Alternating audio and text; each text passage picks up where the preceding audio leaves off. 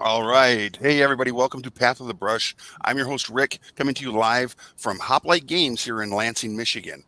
Let's bring forward our background producers and fellow hosts. Where y'all at? Oh, look at there. There's a guest. I think they're right there. It's like the Brady Bunch. Yeah, yeah. Hey, so today we have a special guest, Ridge from Rising Empire Studios. We met them at that show. That Um, that con Yeah, it had a similar name to this channel, Gen Con, I believe it was. was a And yeah. we just hit it off swimmingly right off the bat. I mean, first off, his name's Ridge. Come on.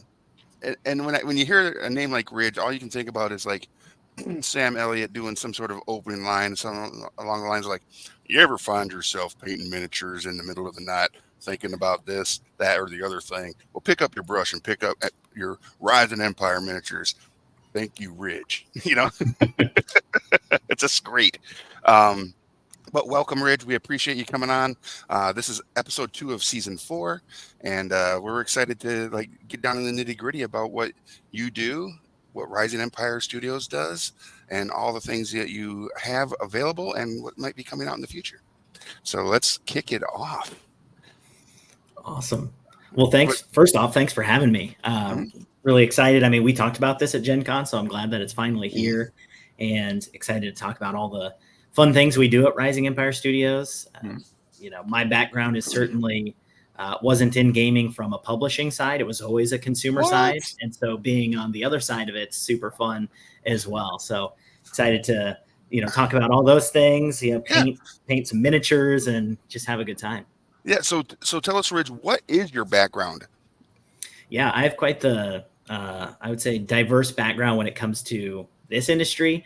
I grew up wrestled at the University of Nebraska, and then, had pursued a coaching career in wrestling and strength and conditioning, which kind of led me and my wife on a path to live in Las Vegas. And then we worked with MMA fighters out there. And then I quickly transitioned to Cirque du Soleil, which is some of these posters you see in the background. Yeah. I was with Cirque du Soleil for 6 years. Amazing. And was strength and conditioning coach there, led the strength and conditioning team. And then COVID happened. Yeah. And during that time, I was just a stay-at-home dad, which is amazing. I had a 6-month-old when it started. And about, I would say, 8 months into the pandemic, this idea Alpha Clash came out of nowhere. Wasn't thinking about it, wasn't looking for it, was just ready to go back to work and was just kind of hit with all these different ideas. And so I reached out to a couple of friends. One of them was an artist and one of them was a writer. And the writer friend is who I met through Cirque du Soleil. He still is the head coach for multiple shows there, Con, Michael Jackson 1.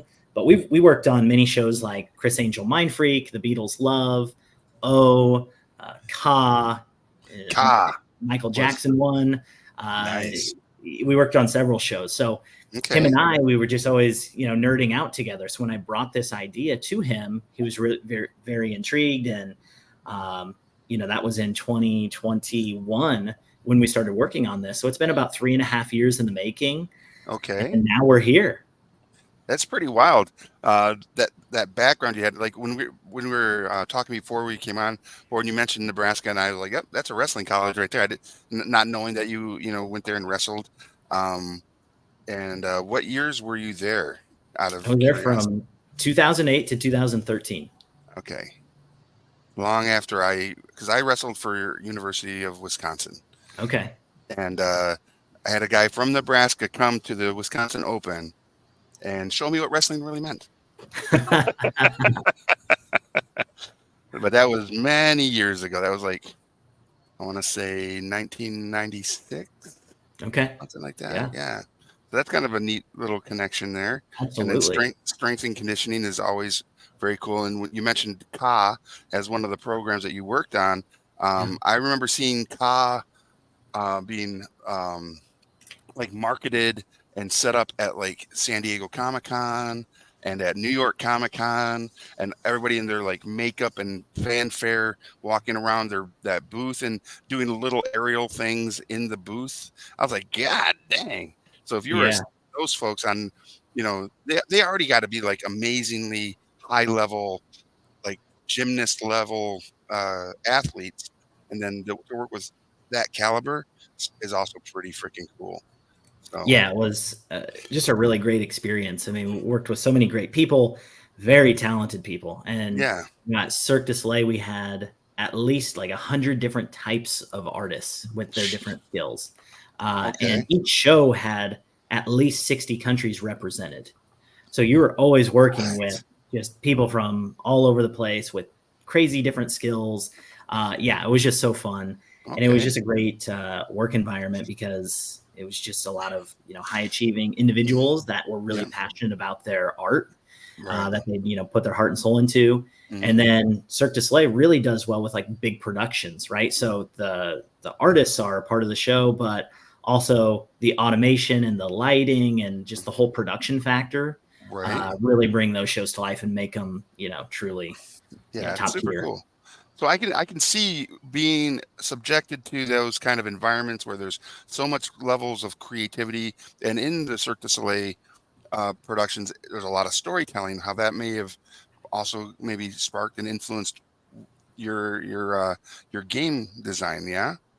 I guess it could have, you worked with many different creative people, artistic directors, and Al, our writer, AJ, is Okay. his author name. He is, if you ever meet him, he is just someone that can tell a story. When he tells you the story, you feel like you're there.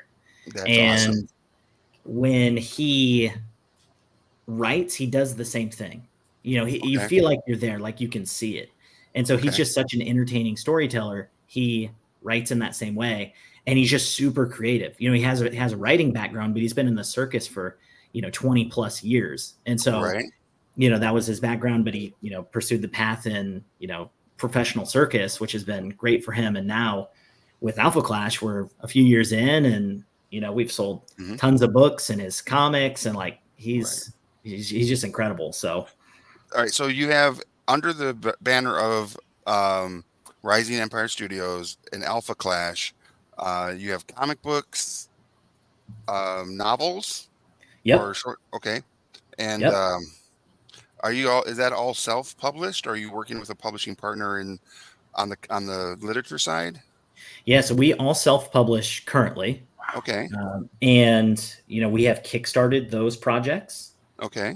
And so our comic book was our most recent one, and we're just getting ready to fulfill that. Nice. And what's really cool is everything connects with the Alpha Clash franchise. So Okay. the trading card game is our flagship product, but it's supported by the novel, which is 500 pages, Okay. and it's called The Awakening. So our first set that we released was called The Awakening, Hmm. and then we use a lot of jargon and just things that kind of pay homage to the book. The next Right. one's called Clash Grounds. Basically where people fight. Um, our newest set is called Genesis Returns, and anyone that's read the book gets to meet Genesis and his rivalry with a character named Clarity, which is one of the protagonists of the story too. So Okay. it all just ties back in. And what's cool about the books versus the comics is that the comic books serve as kind of like the Disney Plus series, Okay. and they fill in the gaps and they tell you stories that will tie back into the main arc. But the book is kind of those big production movies that Marvel would push out, the Avengers and Right. things like that. So that's the model that we've kind of created for the book versus the comic book. And we anticipate the second book coming out next year, and then doing more comics and things like that as well. So yeah, it all just connects back. And so we also storytell through the trading cards. So sometimes we do dramatic retelling of an event. Sometimes it's a direct, event retelling. And sometimes we foreshadow or we fill in the gaps. All right. Okay. So Um, that's pretty cool that you're tying in all these different mediums of play and visual and just literature to create a immersive world that can really scratch the itch of multiple different levels of nerd, I guess, right? Because you're yeah, gonna get absolutely. you'll have those players that are gonna want to play the card game. You're gonna have those ones that I'm just about lore. I want to read the book, read the comics, right? And then everything else, is just gravy. Yeah. So And that's that's where awesome. the board game comes in, which is, these miniatures that we're painting. What's cool about the board game is it's a prequel story. Ooh, So it nice. takes place 100,000 years in the past compared to the modern day book. Okay. And it features almost all new characters. And so the two characters that I mentioned, Genesis and Hmm. Clarity, during the book, they're both kind of on their own doing their own thing, but during the board game, they work for the progenitors, which are kind of the gods of the universe, Okay. and they're both harbingers. So think four horsemen of the apocalypse. Hmm. She serves as the title of death, so she's the Okay. harbinger of death, and Genesis is the harbinger of war. And they actually are bitter rivals. So they're Huh. enemies, but they also work for the gods as well. Right. And so the board game tells the story of what did the universe look like that was in conflict 100,000 years ago that set up the current events of today. Okay. Eh, And so that's why we have just so many different, characters in the board game because they're right. from several different planets. We got the Okay. box art we could pop up as well, just to kind of show Yeah. what that looks like, Yeah. right? Let's take a look at it. Yeah, I love this box art. The Nice. artist that we found for it, just incredible.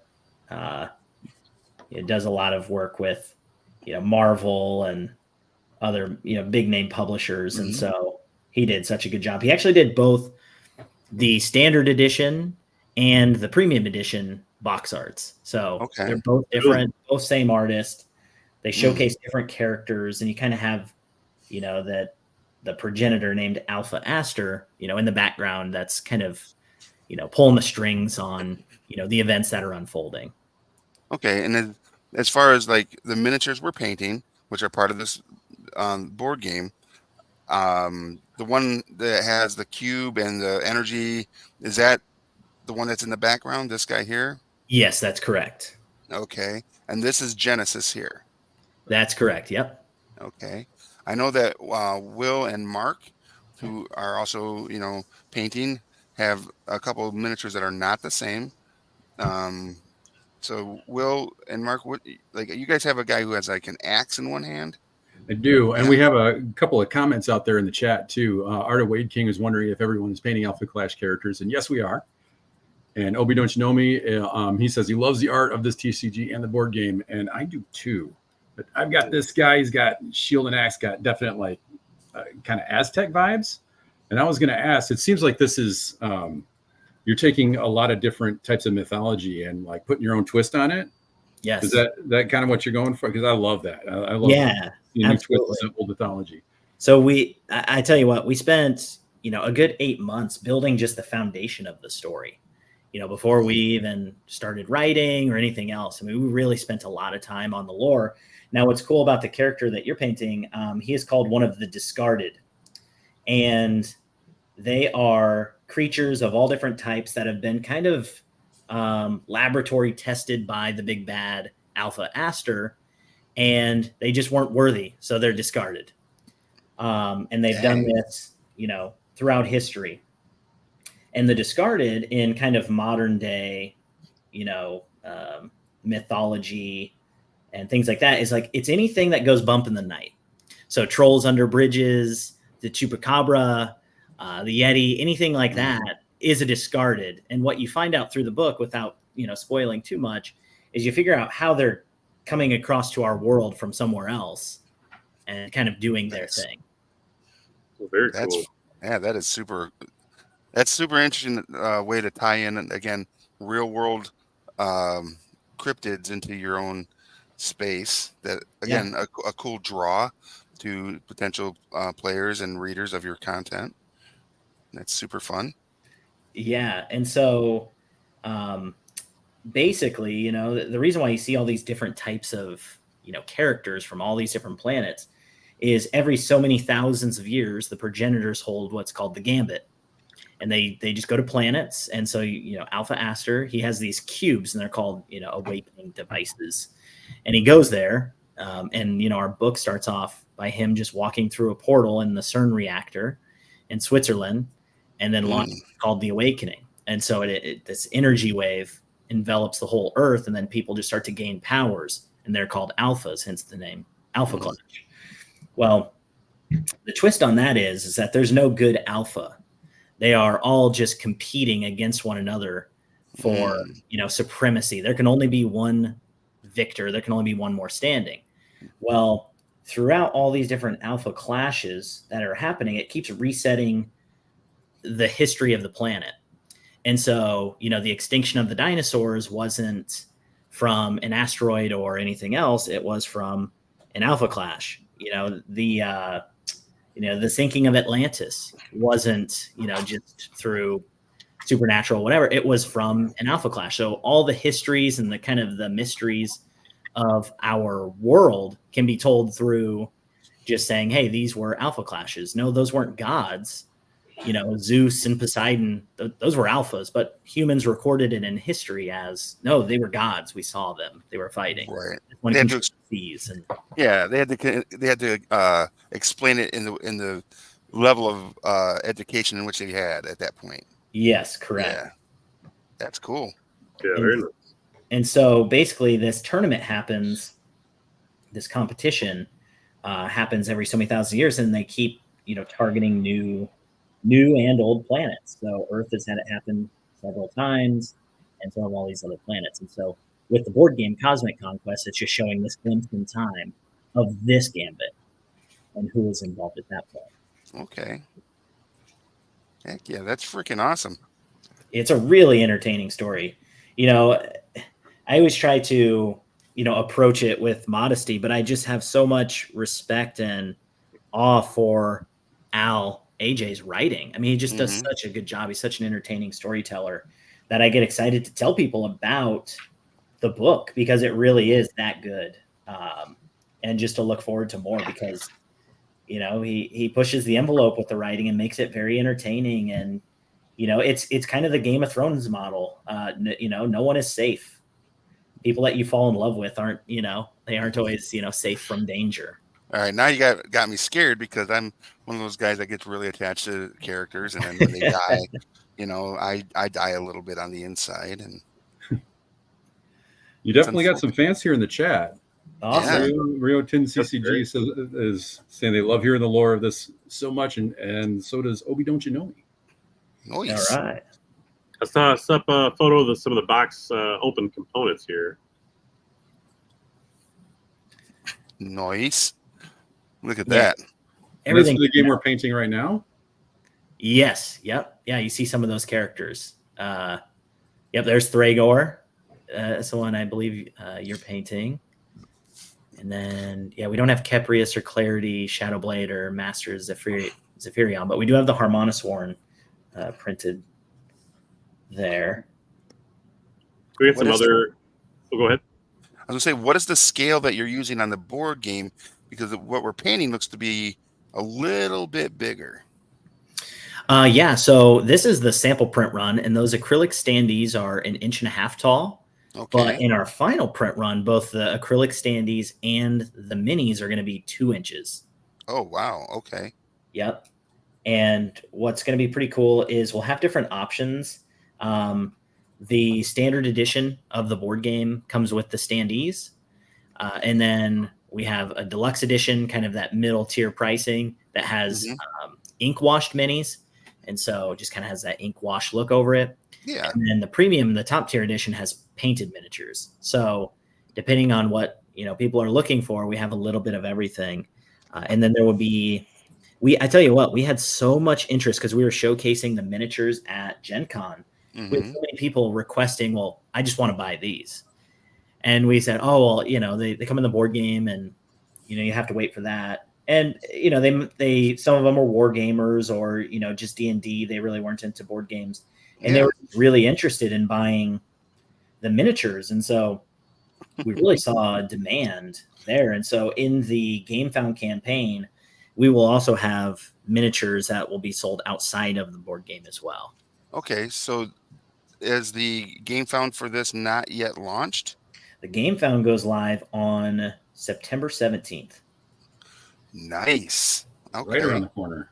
Yeah. Yeah, and what's really cool about that, I mean, we're painting miniatures, so Mhm. anyone that likes exclusivity or just cool looking miniatures, anyone that follows the campaign and then backs it before before the campaign starts, you get an exclusive miniature of Ooh, that character clarity that we were talking about. And nice. it's an alternate, we'll call it an alternate art or an alternate sculpt that's exclusive for anyone that followed the campaign and then backed it Okay. when it went live. Nice. And do you already have a landing page for people to get on board now, so that when it goes live, they get that alert? Yeah, absolutely. Nice. I believe Mark had put the link somewhere, but on GameFound, if someone misses the link, they can just search Cosmic Conquest and Okay. it'll be right there. Nice. Obi Don't You Know Me was wondering if some of the contenders on the board game will be added to the TCG soon. Anything in the Alpha Clash universe is always has a strong possibility to end up in the TCG. What I can say for certainty is that these characters are so awesome that I definitely plan to put them in the trading card game. And I already know when they're coming. I already have it planned out in that regard. And so, yeah, All I'm right. pretty excited about that. The Cosmic Conquest, feature within the game. Nice. The so at your booth at Gen Con, in your display case, you had some of these miniatures at a much larger scale. Like 9, 10, 12 inches long, high. Um, are those going to be available for people to buy as well, or as an add-on at that scale? We're currently just checking the pricing on those because it Mhm. is of interest for us to be able to provide those, because they really are. I mean, when you see them at the convention, they really do look super cool. And so as long as we can make that work and it's a price that everyone's happy with, then Mhm. I'd definitely like to explore that. Heck yeah. I mean, because again, just in our hobby or in the gaming universe, there's going to be those individuals that only want to paint a cool model, and Yep. some people like those big epic sized models for display purposes or whatever. And like I could see myself painting the large version of uh this gentleman here with the lightning and the cube and everything, Oh just yeah. just to have as a display piece, so people go, what's that and what's that from, and then I can go, well, that's from this game right here. Uh-huh. Yeah, definitely. The display case that one of my teammates, Josiah, he does all the printing and the Mhm. miniatures and the painting. Like he just loves that kind of stuff as well. He put that display case together, and it really is a showstopper. I mean, everyone, even if they've never heard of Alpha Clash or Cosmic Conquest, they Mhm. just stop and they're looking at everything, because I think we had about 15 of the 18 characters that come in the board game featured there. Yeah. And yeah, I mean, I felt bad because I really wish that I could have gotten miniatures in everyone's hands. I mean, I think we were asked by hundreds of people at Gen Con, if they could buy them right there. Mm. That's a good Yeah, sign. that is a Yeah, good sign. our sculptors do a great job. Yeah. It's And incredible what they can do in I that got some of these minis popped up as like little PNGs, so they'll pop over our beautiful faces here. But Awesome. Yes. Cadavros, he is also a discarded, and he tinkers with Thragor. So, Thragor, if you will, is like Frankenstein's monster. okay, Mm. so these are very cool. And And Shadowblade. Yeah, Shadowblade was one of the ones I was really like, ooh, hello. Yeah, like a cyberpunk elf, Mm-hmm. kind of her theme.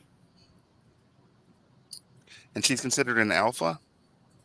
In the lore, you find out she isn't one of the awakened ones. She's actually more the resistant. She is on a planet called Mechadralia, and they are so advanced futuristically, they are ready for alpha clashes and any progenitor that tries to come to their world Ooh. and try to awaken them. So it's kind of this, defense pillar for the universe against, right. kind of the big resistance.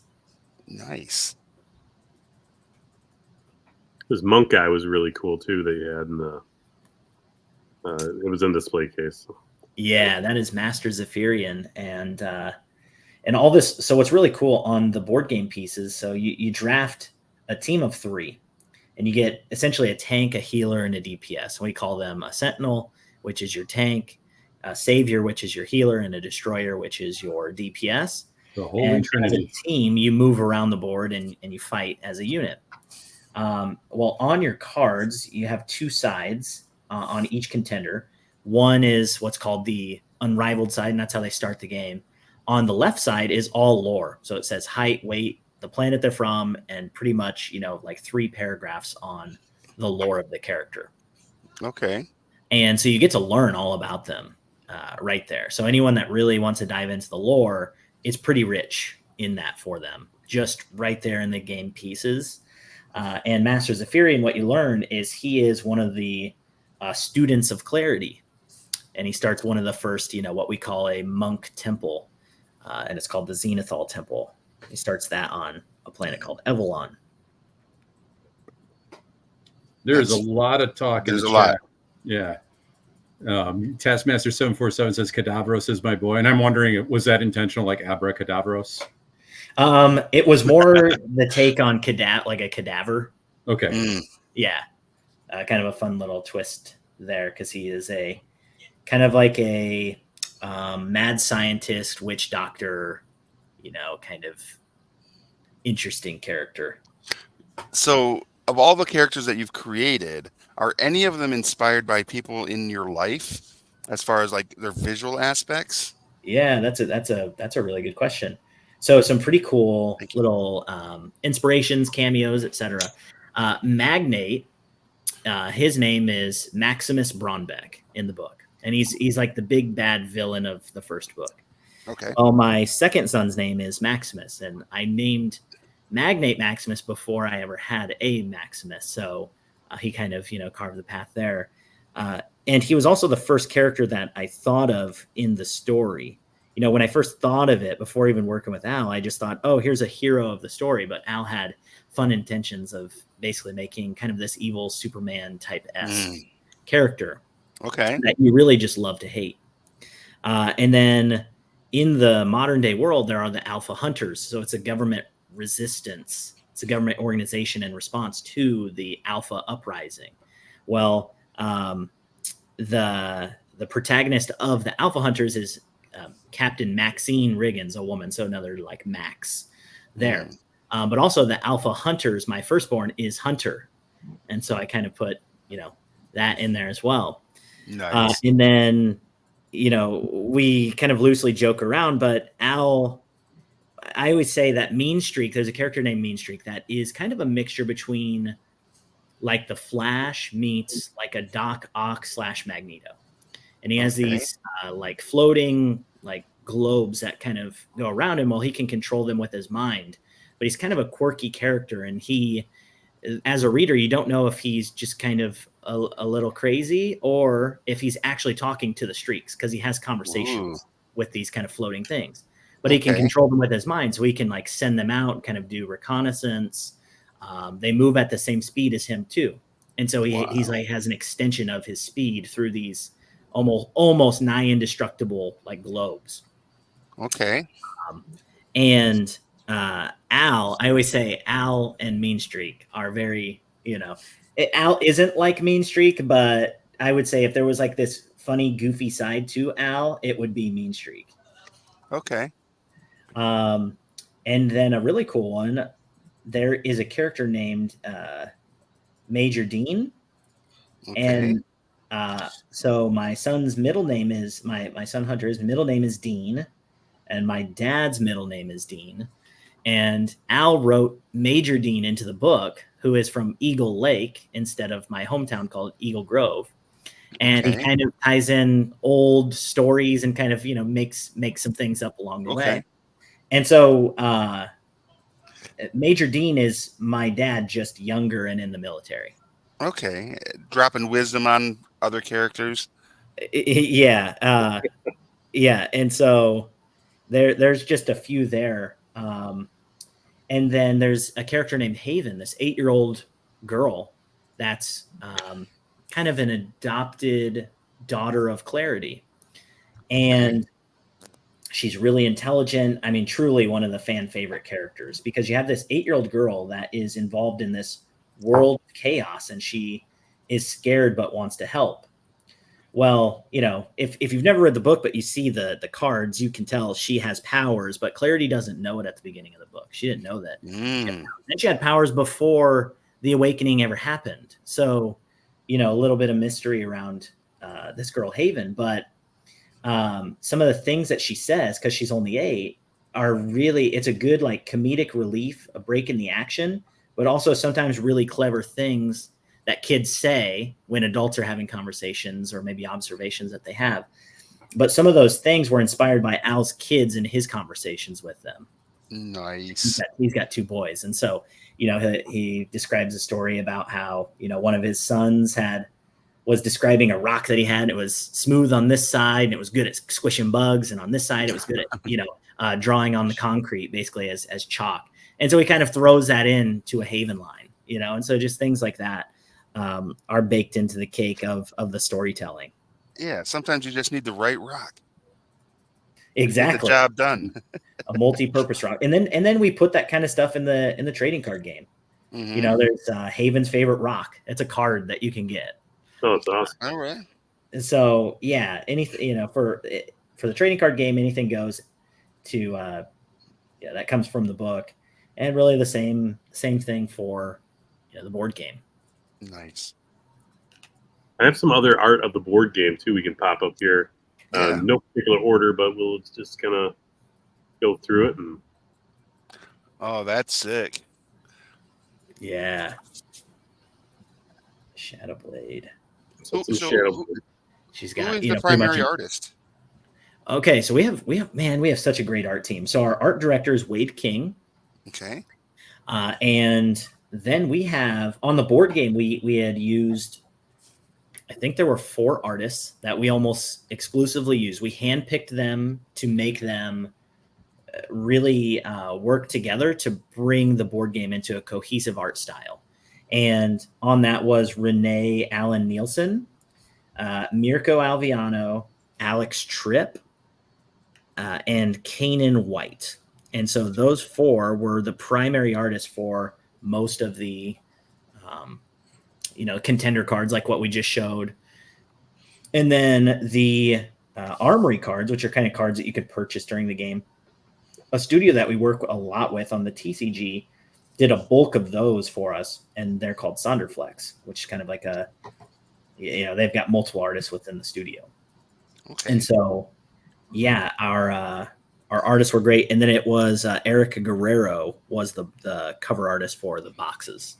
Okay. Very cool. Good shout out to all those wonderful, talented folks for sure. Yeah, And, absolutely. They're amazing. Mark, I'm did you say you curious had more? if you. Yeah, let me pop some more up here. It's Clarity. And Will, you had a question? Yeah, I was curious if if you were able to see the look on any of those artists' faces as the characters that they designed were all of a sudden like a touchable thing.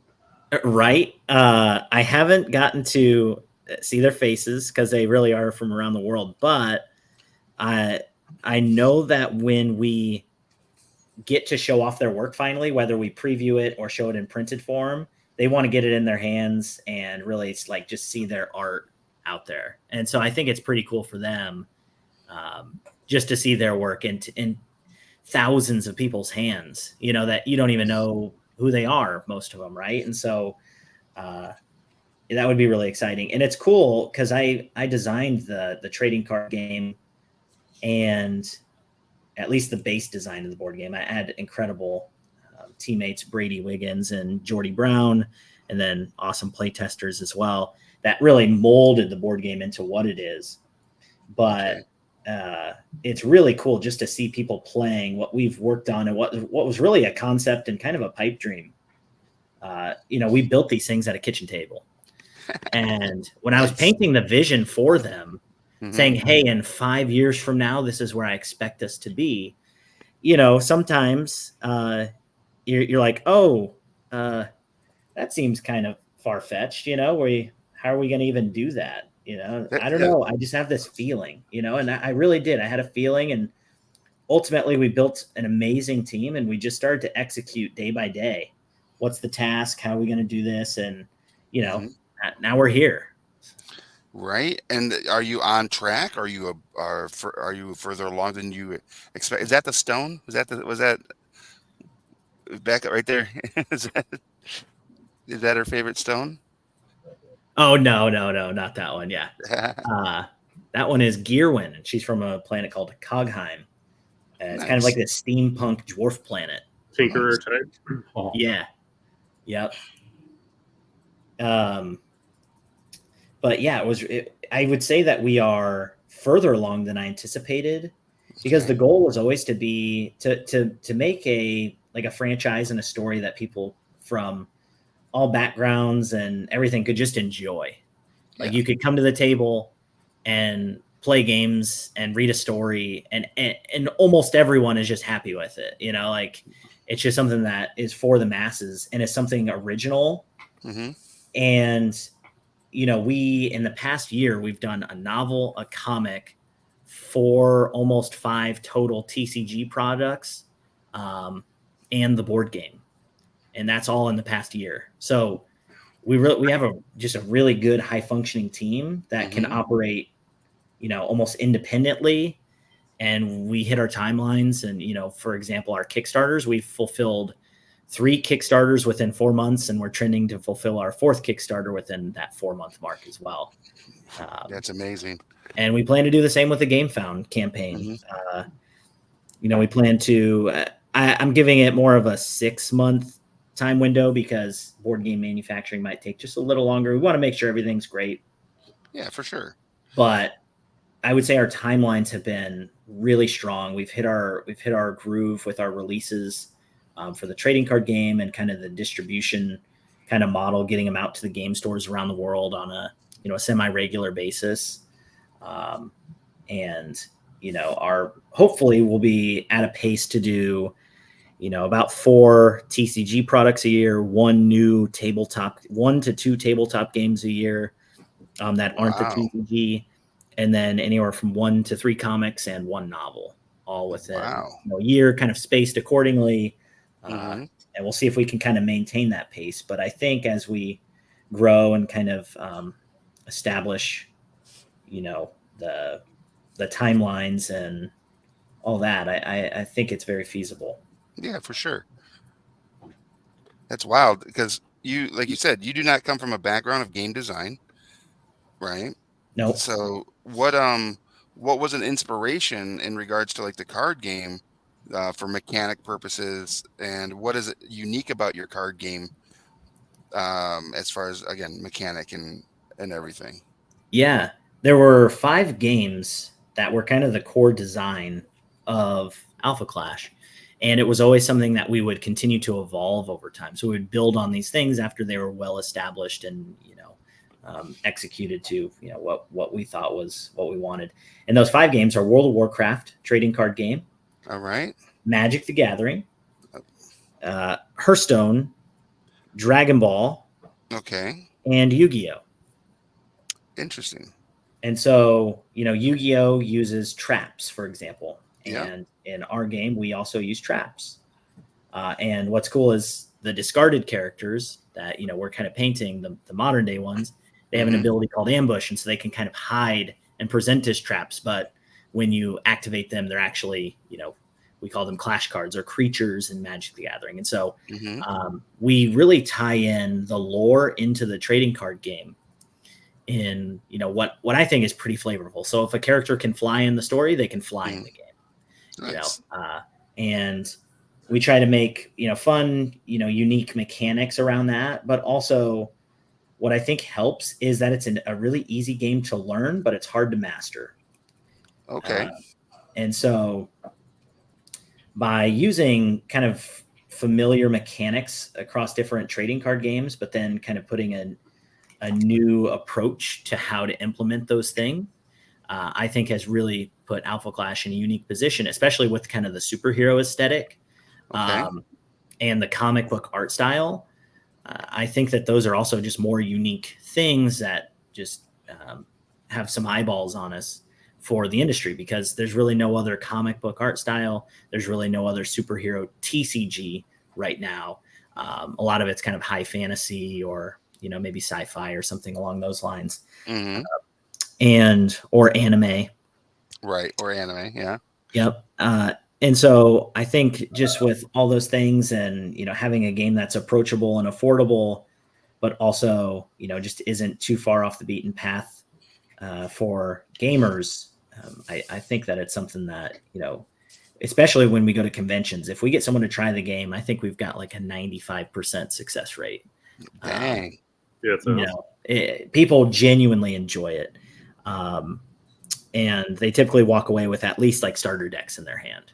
Right. So, the development team, the design, the testing team, everyone, they've done a great job and, making it from what was just something that was chicken scratch on cards at a kitchen table to now, being in Europe and the US and Asia and Oceania, with people playing it, around the world. So it's pretty cool. That is very cool. What would you say is the most unexpected hurdle you had to jump over in order to bring the card game to fruition? Well, yeah, that's I would say the market timing was interesting, because we launched on Kickstarter at the tail end of the TCG boom in 2021. Okay. TCGs kind of had this, spark, and then a ton of new competitors jumped in, which was great. And then we caught kind of the tail end of it. So we were last to enter the market, if you will, for the most part of the newer TCGs in a pretty saturated market. So it presented at least a hurdle for competition, because typically with like TCG gamers, they're not going to play, 10 at a time. They typically have anywhere from 1 or 2 to, maximum of maybe 3 that they play. Where board gamers, they have a ton of board games, right? Which is why we did Cosmic Conquest. We wanted to appeal to our current audience, but also just a totally new gaming audience as well. Because that was kind of the vision behind Rising Empire Studios. It was to bring Alpha Clash to life and bring that into multiple media forms, but also to create new stories and new content and new games. So, yeah, that was definitely a unique challenge. But then also just learning the ins and outs of the industry. How are we going to get this in people's hands? Learning manufacturing, production, kind of mastering the timelines and having a general understanding of the supply chain. Are you currently using any form of distribution partner for the product that you currently have? Yeah. So we have, for the TCG, we have different distribution partners around the world. So in the United States, we have Peach State Hobby and Southern Hobby, and then a Part-Time Collector. So we've got 3 distributors in the US, and then an online partner that we have is Team Covenant, and they have, kind of a subscription model for each TCG release. So if someone doesn't have a game store nearby them, then they can just order it online from a reputable buyer as well. Okay. That's cool. And then we have, 3 distribution partners in Europe. We have Bliss Distribution, we have Blackfire Distribution, and then we've got Nahata Games. Nahata. Nice. And then in Australia and Oceania in general, it is Wicked Goblin. Okay. And in Asia, we've got Toy Shogun. Oh, that's a cool name. Yeah, for sure. And so, yeah, we had to find reputable partners, people that were willing to partner with us in a competitive environment. And, we have seen slow, steady growth set over set, which has been cool to see because it really is a competitive market. Oh, for sure. And so, we always wanted to be a game that wasn't just a flash in the pan, but had legs to stand. And, I think that with our release timelines and, we keep increasing the quality of our products set over set. I think that our, current customer base has been, happy with the product they've received. And then hopefully we can continue to recruit more and more, gamers just across the board, which is kind of why we have the multimedia approach. If you're not into TCGs, well, we still want you to enjoy Alpha Clash, and it might be in the form of a board game or a comic or a book, but we want it to be for you in some format. Yeah, for sure. That's freaking awesome. Are you, as far as the board game goes, are you already like R&Ding some expansions, or the next like millennia closer to the current timeline? Or Yeah, absolutely. We have started working on the expansion, the first expansion, and pending the success of the GameFound campaign, then we could expect to get that expansion, out there into people's hands, after we fulfill and kind of get it into the consumer and the game store hands next year. But definitely looking at the expansion, and we have new games in mind that we're ready to, get out to everyone as well. nice, like new, like games beyond the current TCG and board game. So like, ooh, Different universe or Yeah. like continuation? Yeah, some different universe, some completely different. okay. It's funny, I swear, I'm really not that creative. So when I say like, oh, I thought of the Alpha Clash universe and I thought of these games, like, I honestly don't know where a lot of the ideas come from. Like they kind of just, hit me, like almost a dream type. But I have 7 tabletop games on my whiteboard that I want to get to and release at some point over the next several years, of things that, the ideas came. I wrote down pretty much the rule book and the outline for them and how they would play. And they're just kind of sitting, waiting for the right time to, have us start working on it and release them. All right. That's awesome. Are you also working with other designers as far as like taking pitches and stuff like that for other product potentials? I have had some pitches of board games. Currently, not yet, but we also have an internal team that has ideas that have been pretty cool. And one teammate just kind of presented something that is kind of Alpha Clash flavored in like a single player experience. And it was at Gen Con that he showed it to me, the one that is with the miniatures. And I thought it was a really good idea. And so okay. we're going to, explore that at some point. Yeah. Well, that's interesting because, as a store owner as well, I do find that I do move quite a few like solo play games. One of our most popular ones here is Final Girl by Van Ryder Games. So solo play is very popular in this area, as are like the 2-player games. As far as like cooperative or competitive, doesn't really matter. Yeah. As long as because there's a lot of young couples. We're in a college town with Michigan State University, yeah. So there's a lot of couples that are just looking for something that they can play together, and Yeah, absolutely. So Cosmic Conquest, if anyone's wondering, it's a multiplayer game. It's not co-op per se, although we do have other game modes. So right out of the box, there's a standard mode, which is a free-for-all. But then we have supporting game modes that you can team up. You can do 2 versus 2, 3 versus 3. You can kind of increase the chaos, if you will, and work together with others. So there are those options. But yeah, I've seen, just as we go to conventions like Gen Con and, others, you just see so many different types of games and the different types of demand and audiences for them. So for sure. Yeah, it's definitely been interesting just to see what people are interested in, like Origins and Gen Con, Gamma, things like that. Are you going to be at PAX Unplugged this year?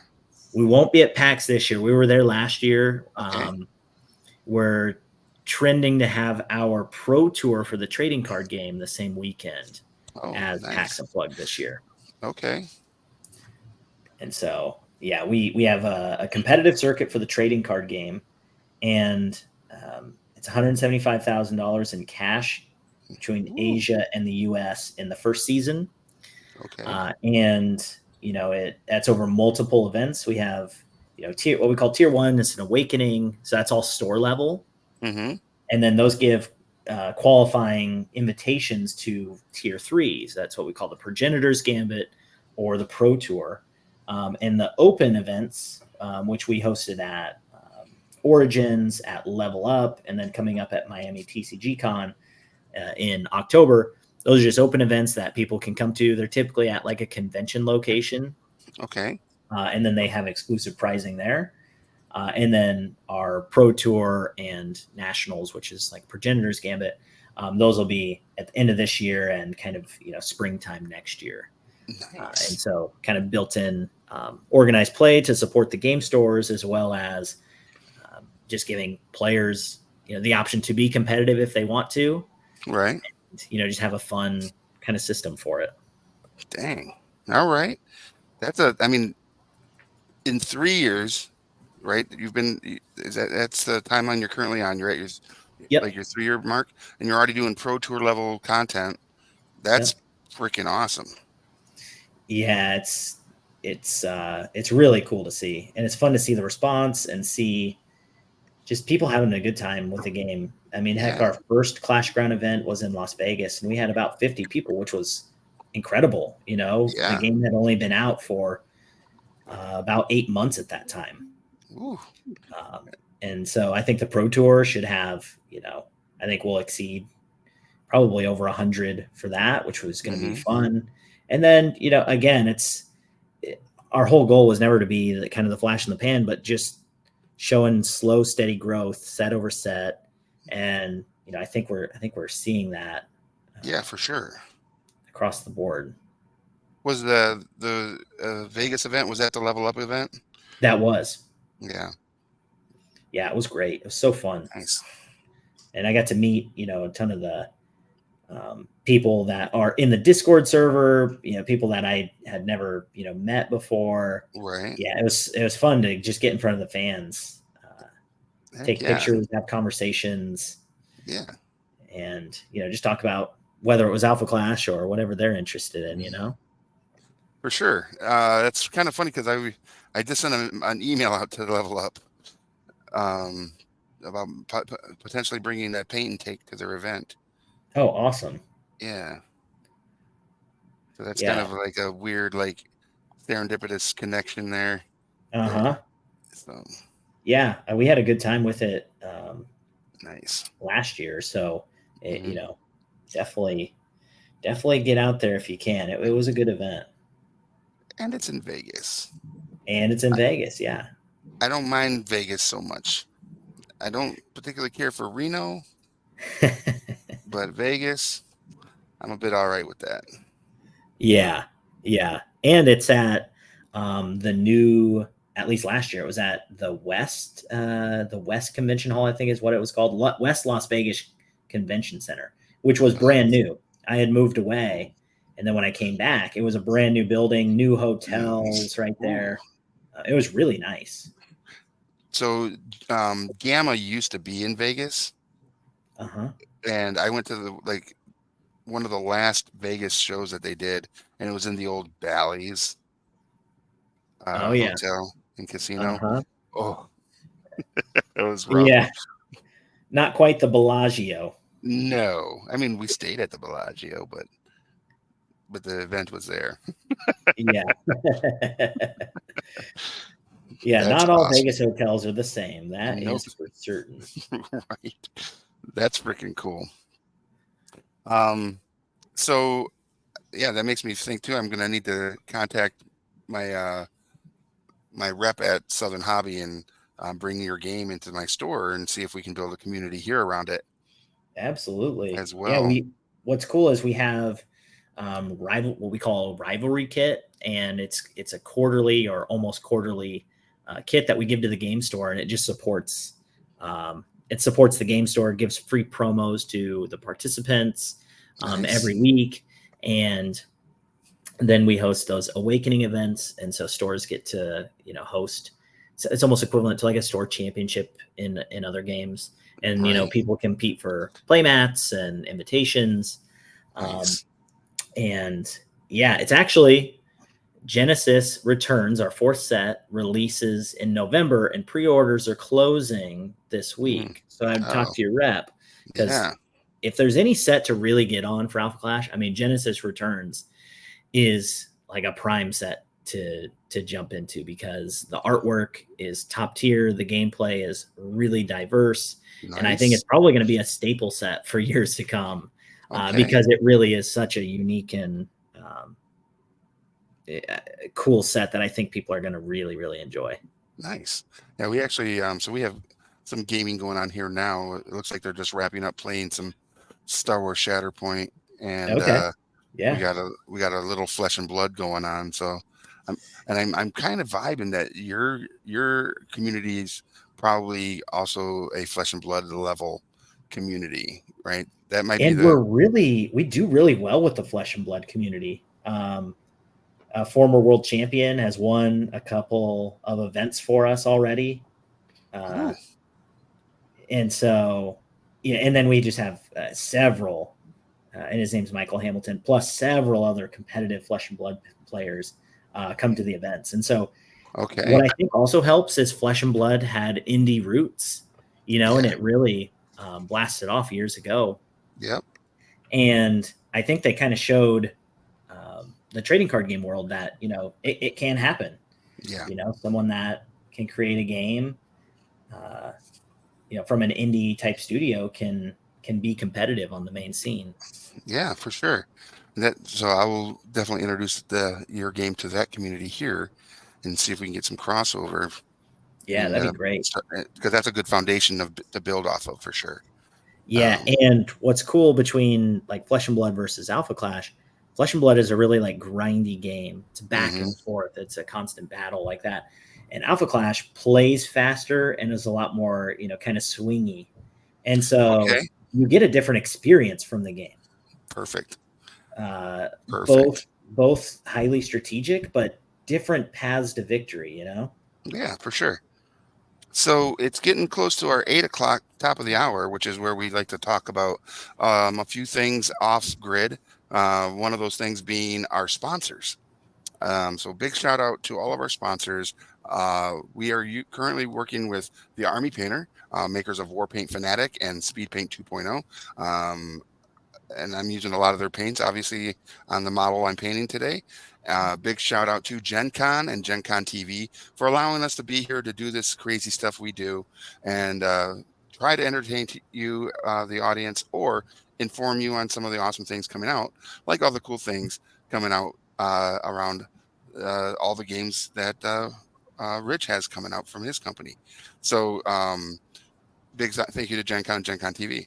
Also to Tabletop Gurus, check them out, tabletopgurus.com. That's Mark's project there, where there's going to be some really cool video clips from Gen Con going to land there. So check that out so you don't miss out on any of that. Game Envy, the brushes that we use, and these fun little pop-up water cups are really nice from Game Envy. So all sorts of cool sponsors that allow us to be here to make all this stuff happen. So big shout out to all of them. Also, we'd also like to just say thank you to Thundar the Barbarian for all the things he's done in his universe for us. So Thundar, there he is. There he is. So right. The last few seasons we would go into full-blown spiel. The whole Thundar bit. It was like we all, as kids watched it and stuff like that. Oh, awesome! Next thing you know. Well, Thundar is also my favorite IP, and if I could be allowed to build games and stuff around it, that would be the IP I would want to do. But let's see what else we got. We got miniatures we're painting, so let's take a look at everybody's progress. How you doing, Ridge? We know that I am doing better than I anticipated. Let's get I've never painted a miniature, which is nice. I feel pretty proud so far, honestly. Heck got after it. Yeah, we're getting there. I'm gonna start adding those fine kind of orange accents because this is kind of a flame dragon, and so he's gonna get some flame accents here pretty soon. We'll see how that turns out. Very cool. It looks great. How about you, Mark? How's your model coming along? Good. I ended up painting the same one you did, Genesis, for whatever reason. Oh, nice. But no, he's coming along. Let's see if I can get him centered up here. Well, you're doing definitely a different color scheme than I am. Yeah, And so I'm doing kind of like yeah. those storm colors or whatever from Yeah. kind of the green and gold vibe, and it's a purple hair. I feel like everything I've done a little bit something. I think it's been your color of the year is yeah, right. It's a little purple, a little pop. A touch of purple. It looks great. How about you, Will? I got some work on Mr. Aster. Right, it was Alpha Nice. Aster. Oh yeah, that looks awesome. And just getting a base coat down on the I forgot the dragon's name, so I'm just getting started there. And I was working on a base coat on, was it Thragor? Yeah, yep. Yeah. Nice. And getting those cracks. He's a little too dark gray. I'll have to get some highlights on him and make him actually show up. And here's my Genesis coming along. I'm doing like a silver. What I like about the color schemes between Rick and Mark is it kind of reminds me of like if you're playing like a Street Fighter type game, you choose like an alternate skin. Yes. Yeah, it reminds me of that. Very cool. Yeah, these are really fun to paint, and I like the theme of this particular character. Just I don't know why I see a lot of like Spartan helmets littering this store I'm in. So this guy's got that vibe. Yeah, I know. A place called Hoplite Games. What? It's crazy. We got some cool comments going on in the chat as well. Art of Wade King says, never enough hours in the day, and I think the board game is going to be epic. Which I think, yeah, that seems right. Yeah, that was Wade King. That's our art director. Yeah, he nice. Everything that you see, the sculpts, the all the art, everything. I mean, he's had his hand on it to make sure that it was, done artistically well. So, pretty cool. Very cool. So, you said also earlier in your introduction that you worked in the MMA space for a little bit. Yes. What's the craziest thing you ever saw when you were doing that? So here's one of the crazier things that happened. I was working with a company that worked with UFC fighters, and that's why we moved to Vegas. And we were working with a fighter. It was Mike Pyle. Mm-hmm. And we went for the weigh-ins. And they're like, no, only one fighter, one coach, whatever. So they snuck me onto the bus, and they thought I was one of the fighters. Yeah, they took me as one of the fighters, like, oh, okay, yep, you're on the card, and just go on. And so I was going through the whole thing, riding the bus around in Vegas from hotel to the weigh-in venue and everything. Because I put on, like, at the time it was like a Reebok deal that they had, and so I had on like the Reebok gear, and I was only 26, so heck yeah, probably looked more the part than some of the others. But that was pretty cool because I felt pretty proud, like, oh, they think I'm a fighter, all right, and you kind of sneak around. So that was fun. That's super fun. The I only have one MMA story in my life, or UFC. I was in the military. I was stationed in at Camp Burin in Kuwait. And Tito Ortiz came out for a USO tour with a guy by the name of, his name was Justin. I don't remember his last name. Okay. But anyways, they're doing the whole photo ops with the military folk, and me and my teammates were all there, and we go to get in line, and we get in the picture with Tito and Justin, and Tito's like, nope, he can't. He points at me. He's like, nope, can't stand next to me. And I was like, what? Come on, man. And he's like, nah, man, you make me look so small.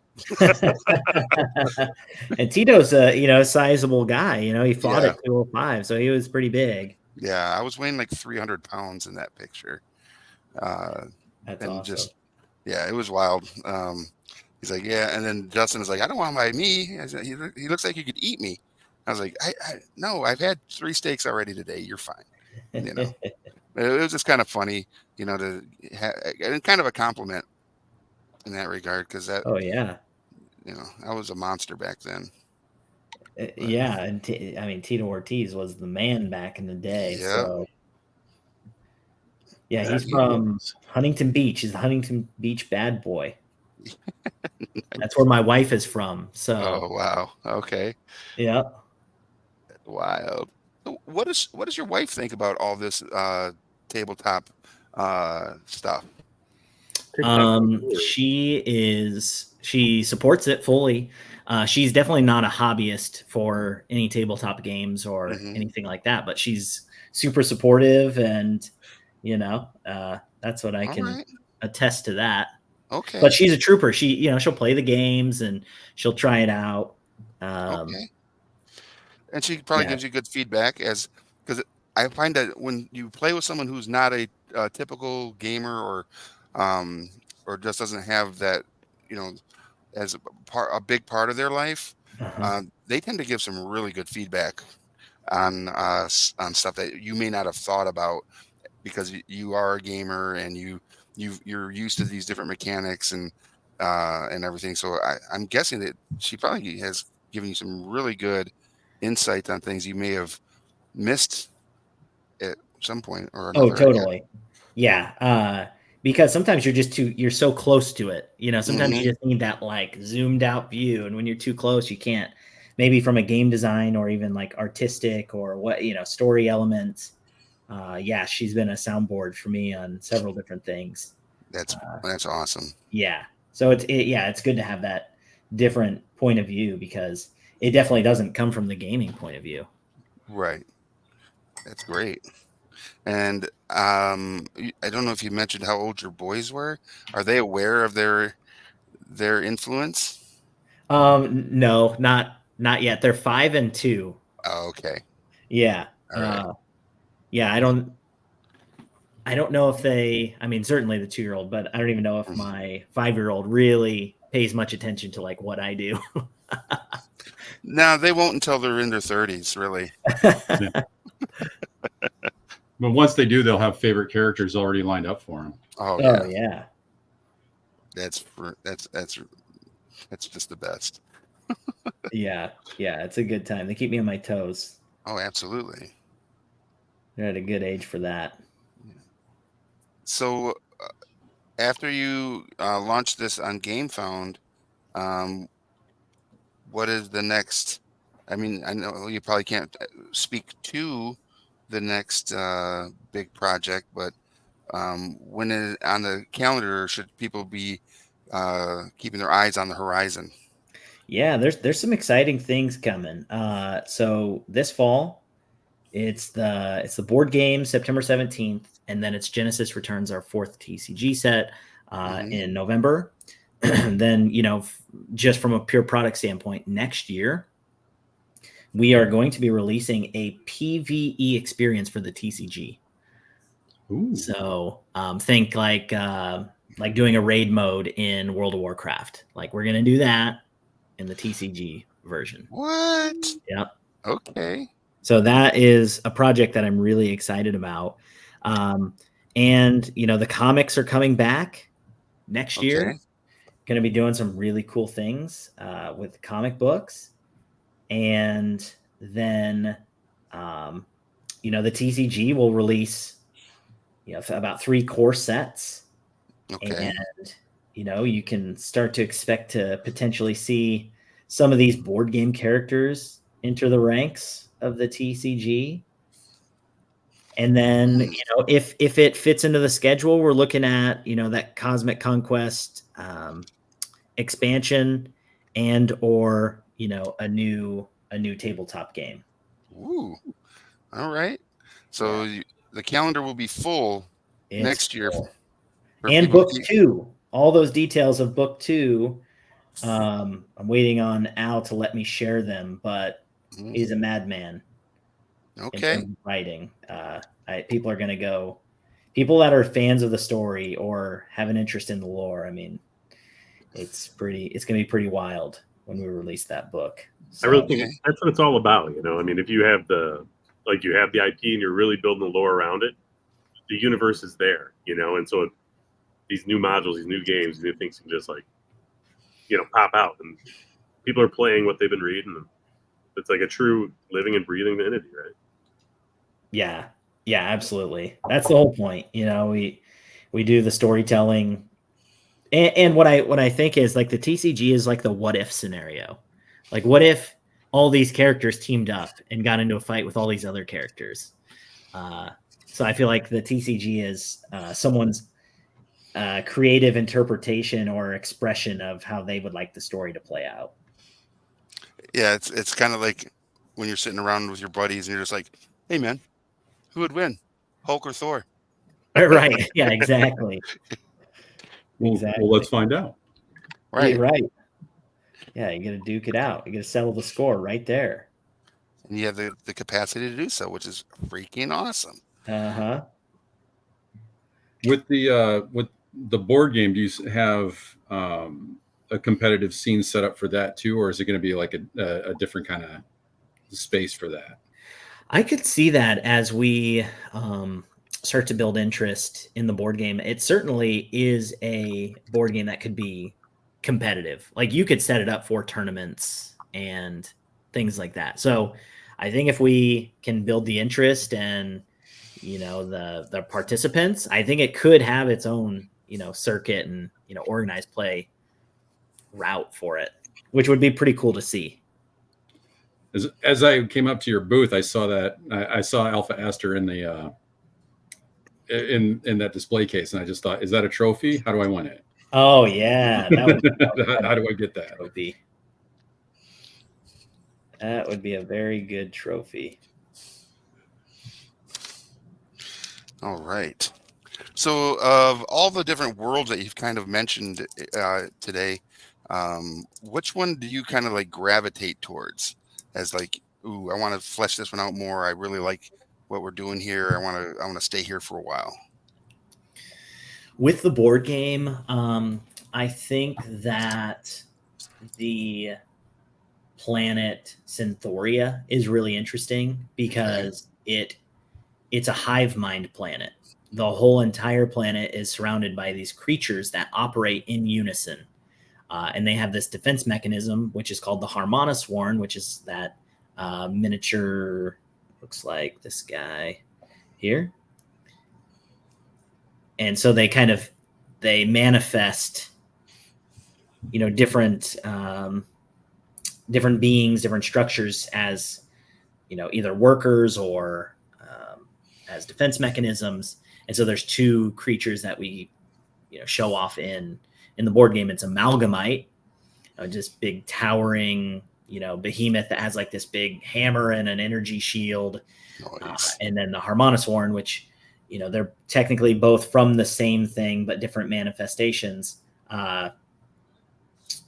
It's just such an interesting one because they are on the planet and they kind of feed off of that planet. Their energy is, they're almost like symbiotic with the planet. They draw from it and, kind of get their power from it. Now, when you say Harmonimite, is that like sound powers? They have it's Harmonisworn and then Amalgamite, and Harmonisworn. They have they can shoot energy projectiles. Okay. And then they can kind of like form into any type of object that they need to. Okay. And then I would say those are kind of their two main ones. And then they also have telekinetic abilities as well. Nice. So they're quite the interesting, creatures to mess with. Right. I just was thinking like harmonics, right? As a like sound powers would be kind of neat. So, going back to, I can't believe I blanked on it. Going back to on characters inspired by real life people, and you mentioned sound powers. That's what brought this up. There's a character in the book, and his name is Sonoro, which is Portuguese for sound wave. All right. And a really good friend of mine that I worked with at the Beatles Love. He's a break dancer, a breaker. Okay. And his name is Luca. And so he's actually in the book, and he's his appearances through Sonoro, and he is a break dancing alpha. Okay. Yep. That's And cool. he's in the book, he fights, he's really entertaining. Better Yeah. break dancer than Ray Gun is what we're hearing. Oh, Yeah, exactly. poor Ray R.I.P. Gunn. Ray Gun. What did you think of the breakdance? I love breakdancing. I used to breakdance in high school. What? Never competitively or anything like that. Yeah. And then it was not cool to breakdance in high school, especially where I grew up. So it was not cool at all. The girls were not impressed. But like, I thought the breakdancing at the Olympics was actually cool. Enjoying that culture, and there was some really good stuff. I thought the USA did really well. Japan did really well. Yeah. But like all you heard about, like if you didn't, actually watch any of it, it was Ray Gun and like the terrible performance. Yeah. So that was too bad. So I spent I spent years with Luca, and he performed in he battled in Red Bull BC1 Okay. over in Switzerland back when I was working with him, and we had prep, which is really, it's the world championships for breaking. He was in it. And I spent so much time trying to learn the culture of it, the sport, or what it was going to become a sport, and all that. And my personal take from the Olympics is, from a general viewer, it's hard for them to understand the scoring. And Right. this guy did way more impressive stuff, but this one won. They do different things like top rock and power moves and footwork, and all that. And really, the power moves are what entertain people that don't know anything about breaking. How much are they connecting to the music and almost like the art side of it. Mm-hmm. And I think that there wasn't as many power moves as I would have liked to have seen if you wanted to see breakdancing or breaking stick around. Right. They had some flares and windmill, but there wasn't as many that you would see. There was only a few head spins, and they would kind of like tail out of it, at the very end of their performance, they would kind of end on like maybe a 3 rotation head spin or something like that. But there wasn't any like major head spins where they were like holding their feet and it was like 10 plus rotations, like that would really be a power move. Right. Yeah. They didn't go from like power move to like this really incredible like stack or freeze. I would say, speaking in generalities. Mm-hmm. But yeah, if my buddy Luca would have, battled there, I think he would have shocked the world, because that's someone that has some of the best power moves. Just in general, I would have loved to have seen that on the main stage. I would have liked to have seen more power moves, because I think it would have shown more the gymnastic side of things, right? Which is really popular for the Olympics. And instead it was, style and top rock and footwork, I would think in general more compared to that. So not quite as flashy. For those of you just joining us, the power moves we're talking about are not power moves in Alpha Clash, but in breakdancing. Not to dissuade you guys from talking about breakdancing. This is very informing. It's kind of fascinating to hear this kind of behind the scenes stuff. Heck yeah. Especially about a character that's in the stories of the universe. Yeah. Is he kind of like, as you've mentioned Street Fighter and some other games, is he kind of Eddie Gordo flavored? I guess you could kind of say that. Yeah. Okay. He, in the book, he can generate sound waves like kind of through his body movement and like his lungs. And so he can like throw them out by doing different like, power moves, or, just kind of like shouting, Nice. think like Black Bolt, but definitely not as powerful.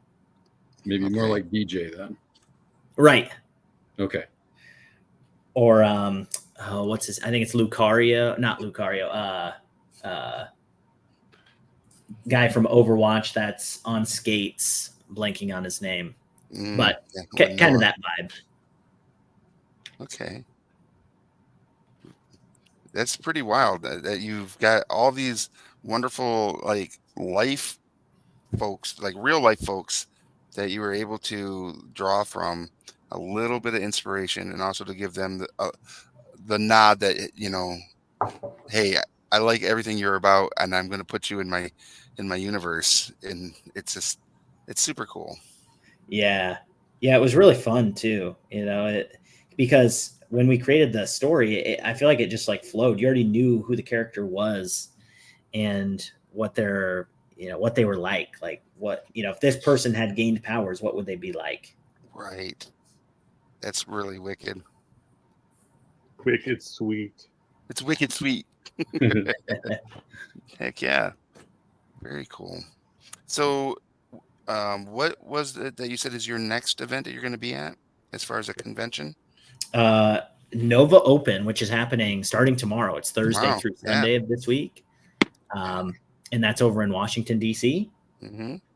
And then after that, we'll be at the Miami TCG Con Okay. the beginning of October. Okay. And then after that, it's our pro tour, which we'll be announcing like the location and the weekend, but it's going to be in December later this year. Nice. You had mentioned the kind of like raid battles as a PvE thing for the card game. Are you intending to do any kind of like world first announcements? That was always a big deal when people like finally cleared the raid, right? Right. Yeah. What we want to do is we want to get the game stores involved. So for the big release, kind of like the pre-release or big release of the PvE version, we're hoping to equip the either a game store manager or like a champion of the store on how to run the boss. The boss is the raid itself, and give rewards to people for beating it in real time. And so we might be able to do something fun where we do maybe like a world first and like this world premiere kind of showcase of it, and see if maybe people on the Alpha Clash team can beat, the game on hard mode or whatever. Right. We'll probably try to do something pretty fun there. That would be cool. Definitely to see like all y'all trying to beat your own game. Right. Yeah. Yeah. And we'll have it so that it'll be, you can do different modes. If you want an easier mode, you'll be able to have that experience. And if you want to, if you start to master it and you really need a top tier challenge, crank up that difficulty. Nice. Is there a minimum number of players needed for that kind of thing? Could it just be a solo endeavor, or is it balanced around a larger group? We're working on having it be a solo thing. The person that would do it would have to, kind of do the boss in kind of like an auto type mode. But yes, ideally it would be that kind of 1 to 5 player experience. Nice. I can see that being a lot of fun. I mean, I know that you had mentioned that one of your inspirations for the card game and for your universe and all that other stuff was the World of Warcraft card game that was Cryptozoic put out years ago. Yeah. And they had those raid boxes. Yeah. Right. So if it's anything like that, I think that's going to be a lot of fun. And I'm not saying anything like that. And it has, I'm saying your version of that is going to be a really good grab, I think, for the community to be like, oh, this is outside of the actual meta and gives us a new way to enjoy this whole game and universe. Yeah, totally. Yeah, I mean, I have, some of the raids from World of Warcraft, just as inspiration, because I love just the aesthetic and the design and the flow. And, if you do anything, like I've got Black Temple here. The raid nice. It's right here. Nice. I just love the aesthetic. And World of Warcraft was I had played it, years ago, and I played during kind of the Burning Crusade and Wrath of the Lich King era. And so the characters and designs and, even the TCG, like it just brings back a lot of cool memories from that. Absolutely. All Because right. when you're an Work. athlete, you a lot of times like I was just gaming in my free Mhm. time. I didn't want to do anything active. I wanted to compete and be social, but not Yes. actually have to do anything. And like gaming was that perfect outlet. Heck yeah. All right. We're getting to a point where it's about time for us to look at our models again and kind of discuss what our last bits of work is going to be on today's model. At least for me, I'm getting there. Yeah. How you feeling there, Mark? Feeling good. Rich has been talking so much, which is great. We're hearing everything about it. It's giving me all this opportunity to paint, which is nice. So thank you, Rich. But it's been a cool model to paint. So I'm at this point. I did a wash. I don't know if you can see it here, but Oh yeah. I did a wash on it, and then now I'm going on kind of doing a little wet on wet stuff. But there we go. Wow, Oh, that looks great. that's incredible. There's a little Yeah. highlights and stuff. So we're gonna keep going after the little highlights, and it's been a lot of fun. I got to take my glasses off because I'm blind as a bat. How about you, Will? Let's see. Well, I've been I haven't been able to sit with just one of these guys, but here's the dragon again. Now I've gotten some of that orange in there. Nuclear sunrise did not explode on me. Nice. I'm happy I mean, to say. nice. That looks awesome. I wish mine looked like that. That's cool. Let's solo you out here. Very Oh, nice. there. Yeah. I'll put that back up. Yeah, there he is. Oh yeah. Oh yeah. Here.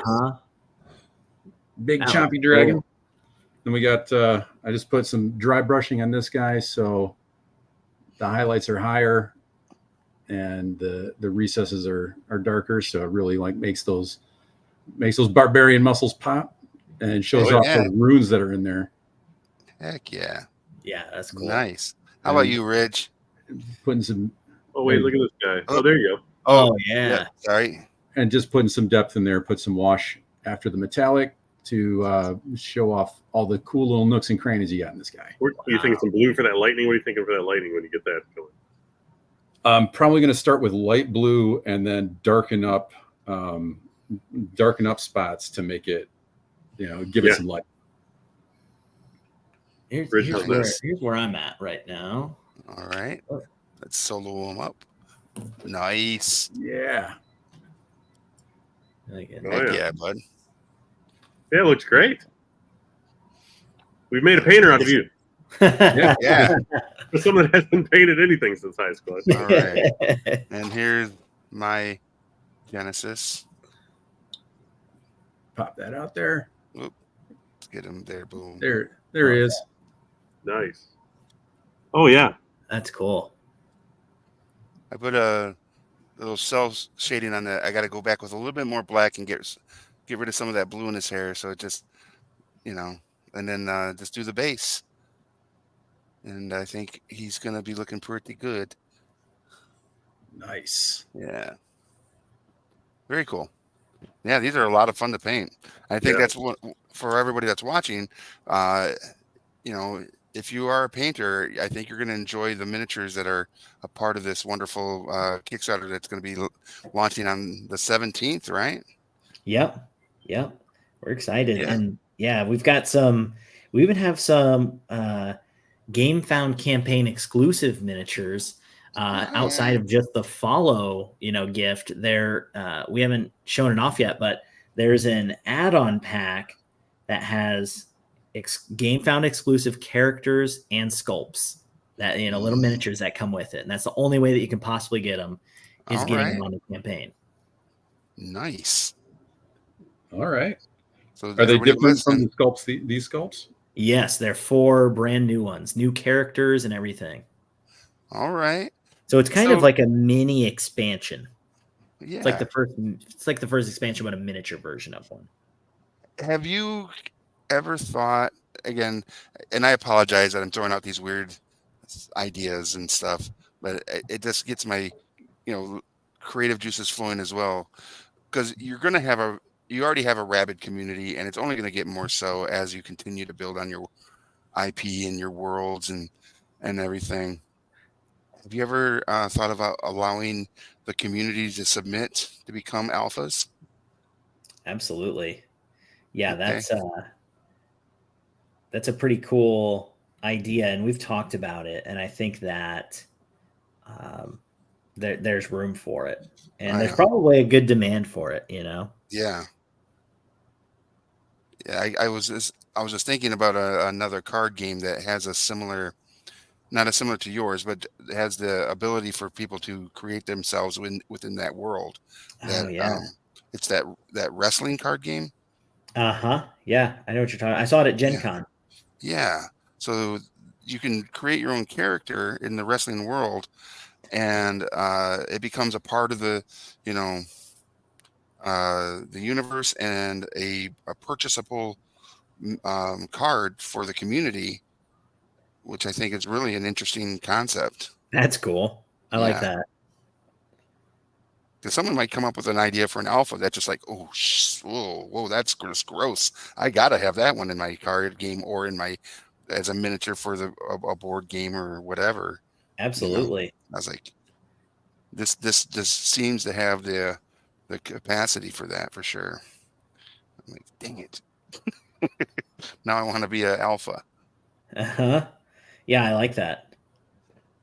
This is a good idea. I'll talk to my team, and we might see some new alphas popping up. right? From the community, that'd be sick. Uh-huh. That would be. I like a good community initiative. Yeah. Could be a tournament reward as well, like Oh, that could Ooh, entice people to come out to those events. oh, yeah, sick, sick, sick, sick. we just need to do this more often. You guys give me all these nice ideas. It is what we do. I feel like I'm one of those guys that is you never know where the next great idea is going to come from, and it can literally come from anywhere. Not to say that that was a great idea, but it's an idea. Oh, it's great. So, And when you were mentioning that inspiration that you were having so much of, and continue to have so much of, I wonder if you've ever read the Discworld books and know anything about Leonardo de Quim. No, I haven't heard of those. Well, Discworld is excellent books. I can't speak highly enough about them. There's a bunch. There's like 45, and they were written Oh, by Lord. Sir Terry Pratchett, and every single page is laugh out loud funny, not just like a joke embedded in every chapter. The dude just never stops. Oh, that's awesome. But he treats inspiration is a particle that exists in the universe, and it needs something conductive to land on. And sometimes people just happen to be in the path of a particle, or sometimes people happen to be made out of the stuff that is receptive to inspiration particles. And it just reminded me of that kind of description of inspiration. Interesting. All right. I haven't heard a take on that before. Yeah, that's kind of cool. Definitely original. A good way to like bring the idea of the muse into play.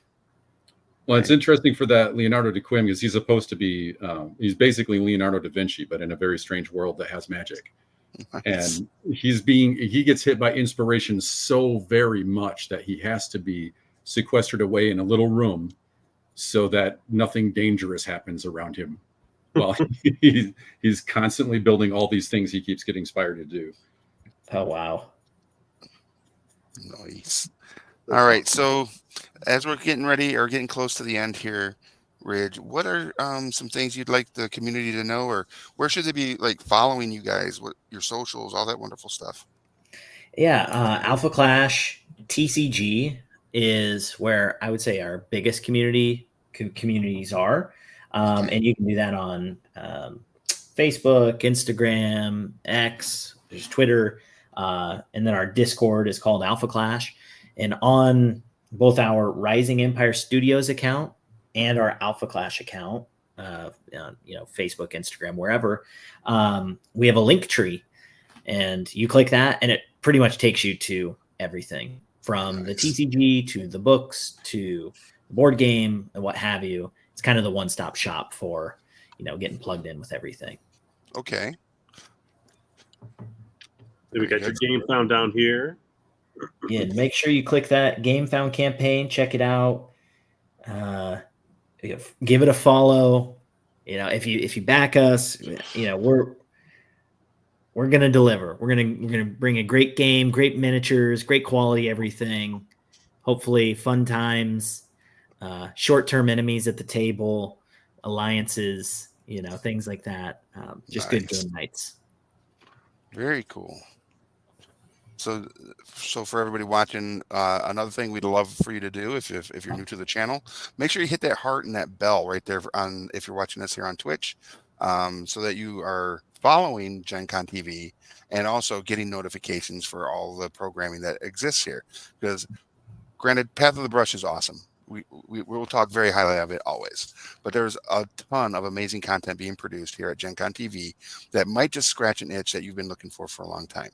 We've got live play games such as Indie by Night, which is a Vampire the Masquerade live play. There's also Peter versus the Machine on Mondays, and then Dress to Quest on Mondays. Wednesdays, after us is going to be Actoroki. And then Thursdays, Blood on the Clock Tower, which is a social deduction board game, which is super fun. And then Roll with Rem Alternus. Rem is a big fan of Shadowrun, and there's going to be a lot of Shadowrun in that. And they also do interviews and other things. And then on Fridays, we have Table Takes, which is presented by Gen Con. It's kind of like the weekly news of all things going on in the industry, from new games coming to the market, Kickstarters and other crowdfunding things going on, and just all sorts of other cool stuff. And then finally, we have Sarah's Table, which is an amazing look at indie RPGs through Sarah's ability to bring amazing immersive worlds from those RPGs to the table with some really fun characters. So make sure you check all that out.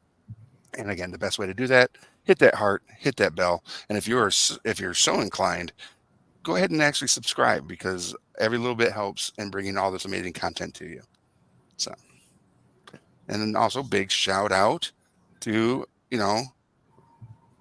Ridge right here. I mean, whenever you're painting miniatures, you just got to have a nice cold one. Make sure you get it out of the fridge and tip your hat to Ridge. I've been having a good time.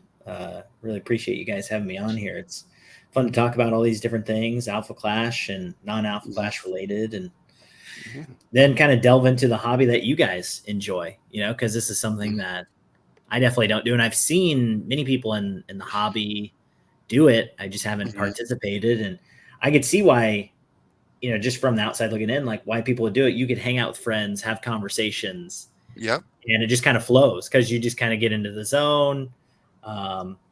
Yeah, it's fun. It is fun. And it's also one of those things that it can be kind of zen, right? You can just be sitting here painting a miniature out, get out of your head, just let the day's worries and wear just kind of like take a sidestep as you just kind of focus on the task at hand, and creating a piece of art, right? Oh, totally. That's one of the things I love about this hobby, is that there is so many different aspects to it. So with your IP, we've now added one more thing for all of your fans to enjoy, is paint them miniatures. Join us every Wednesday or every Wednesday. Find a painting group, kind of like a quilting circle, right? Right.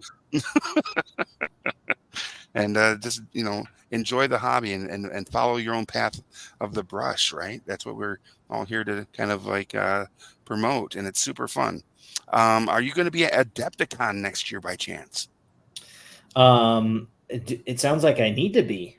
Yeah, I would be, because Adepticon is like LVO and Nova Open, but it's going to be in Milwaukee, Wisconsin next year for the first time. Oh yeah. Yeah, they've outgrown their other spot. Yeah, not for you. No, not too bad. It's drivable. Yeah. And it's definitely worth going to. It is considered the premier miniature convention in the United States. Awesome. LVO and Nova Open are like the top. I would say those are our top three. Awesome. Yeah, I'll definitely add that to the list. it would be cool to see you there because we gotta like I'll be there. I'm sure both Mark and Will be there in some capacity. We like Yeah. to go enjoy that show as well. So Yeah, I'd love to a lot see of you fun. guys again and Yeah. grab food and just catch Mhm. up. Yeah, absolutely.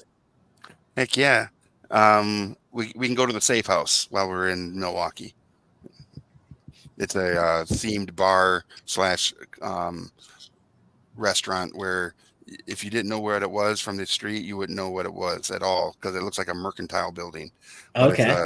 it's all spy themed, and you go Oh, that's inside. cool. Yeah, it's super fun. It's one of the things I've been missing for a long time. When Gen Con used to be in Milwaukee, it was a staple to my enjoyment of the convention was going at least one night to the Safe House. So it's a Yeah, that lot of sounds fun. cool. Yeah, Great. and it's always fun when you go with someone who's never been. So For sure. I'm in. all right. So we're there, guys. Let's look at our miniatures. Our last Here we go. looks. The last hurrah. Yeah. And Who wants- granted, Rich, you want to go first? yeah, let's let Ridge go first. Okay, let's see if Yeah, so you got the mini cam here. Back a I little can't get bit. it to focus. I could. Yeah, pull back just a little bit. Yeah, there you go. Nice. Yeah, the flame looks nice. So the little, Mhm. flames all around them. Yeah. Very cool. Very good. Oh, yeah, Yeah. Well, Ridge, you are now on the path, man. that's it. Slinging New that hobby. acrylic. Heck yeah, man. Mark, let's see yours. All right. Last looks. Yeah, pretty close to where. Mm. Yeah, that looks so good. That looks great. Tilt them up there, and then a little dry brushing on the hair. Mm. Yeah. So Heck yeah, man. thanks, y'all. Yeah, that looks really It was good. a lot of fun. All right, Will. Let's see. We got a little bit more done on this awesome dragon. Oh yeah. You guys been- Heck there, yeah. there we go. He's been a Ooh. lot of fun. What a Yeah, beast. that looks- Full on And nice. beast mode. start adding the blue to the lightning. Oh, Start sick. popping that out. Oh yeah, it's looking nice. Yeah, that looks really cool. And I didn't do anything else with this guy, but this is as far as I got. It still looks amazing. Yeah, I mean, he's still, jumping he's between still the three fun. models. You know, Nice. it's Yeah. not easy to jump between the three. And then finally, here is Genesis on this side. Oh, look at that. I like the hyper realism you went with, like the true armor and the leather and, Yeah, thank you. I think it's going to be a cool little model to put in the showcase here at the store. Obviously, we don't have to stop, with what we finish here today. If you are so inclined to, finish the model, and for those at home that are painting with us today, finish your models. Don't stop when we stop. I'm going to finish like the base. Then there's a couple little more highlighting things and details I want to put on this one, but it's going to be a great model to put in the case. And when people go, "Hey, what's that for?" Then I go, let me show you this new game. Exactly. Right? Rich, it's an absolute pleasure. Thank you so much for coming on, man. Yeah, Yeah, absolutely. thank you for having me. It's been great. Absolutely. And for everybody, go check out that Game Found. It's going to be amazing. And until next time, I'm Rick. And Will. Mark. Yeah, and we have Ridge with us. And we'll see you at a friendly local game store.